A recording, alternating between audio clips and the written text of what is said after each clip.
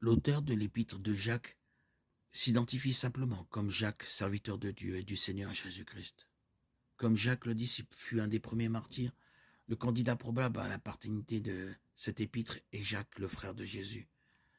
Sceptique à l'époque du ministère de Jésus, il se convertit après avoir été témoin de la résurrection de Jésus. Jacques devint plus tard une figure importante de l'Église. Jacques participa au concile de Jérusalem dans Acte 12, prononçant un discours en faveur de Paul. Cela est significatif en raison des contradictions présumées entre Jacques et Paul, en particulier concernant la justification par la foi. La vérité est que les enseignements de Paul et de Jacques sont complémentaires. Bien que nous soyons déclarés justes par la foi seule soulignée par Paul, notre foi est destinée à produire de bonnes œuvres soulignées par Jacques.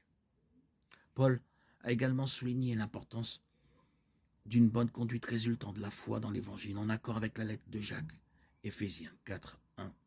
Je vous exhorte donc, moi le prisonnier dans le Seigneur, à marcher d'une manière digne de la vocation qui vous a été adressée.